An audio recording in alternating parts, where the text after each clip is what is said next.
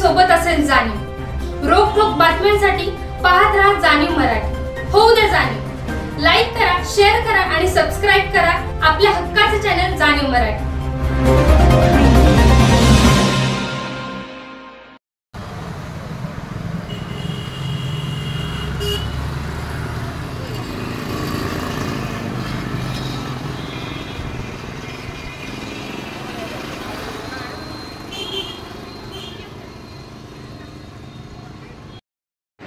आत्ताच मान्य जिल्हाधिकारी सो यांना निवेदन देण्यात आले आहे की सेंट थॉमस वाई येथील जॉईंट व्हीलला आकाशी पाळणा जो आहे तर त्याला महाकाय जो पाळणा आहे त्याला परवानगी देणाऱ्या संबंधित जे अधिकारी असतील ते पोलीस अधिकारी, महसूल प्रशासन, नगरपालिका हे संबंधित जे अधिकारी असतील त्यांच्यावरती कठोर कारवाई करा या आशयाचे निवेदन आज देण्यात आले आहे।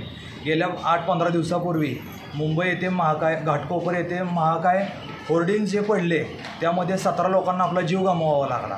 त्यामुळे संपूर्ण राज्यात आपल्या होर्डिंग्सवरती कारवाया सुरू केलेल्या आहेत। त्याप्रमाणे सातारा जिल्ह्यात देखील कारवाई चालू झालेली आहे। त्याप्रमाणे इथे जो महाकाय जॉईंट व्हील आहे आकाशी पाळणा तो वाईमध्ये आहे, तर वाईच्या नगरपालिका प्रशासनाने होर्डिंग्स तात्काळ काढण्यात लावलेले आहेत। त्यांना हे सूचना दिलेल्या आहेत। होर्डिंग्स काढायला लावतोय, होर्डिंगमुळे जीव जातोय, परंतु वाईमध्ये जे जॉईंट व्हील आलेलं आहे तर त्याबाबत इतर जे खेळ आहेत आमचा त्या इतर खेळांना विरोध नाही, पण हे जॉईंट व्हील सांगायचं तात्पर्य म्हणजे 100 फूट उंचीचं आहे।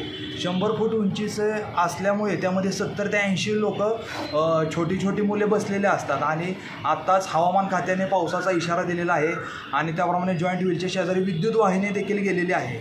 त्याचप्रमाणे मोठमोठे वृक्ष आहेत आणि पाऊस खात्याने जर अतिवृष्टी हवामानाची शक्यता दर्शवली आहे तर हा 100 फुटी महाकाय जॉईंट व्हील आहे, तर त्यामध्ये लोकांची जीव जाऊ शकतो, जीवितहानी घडू शकते।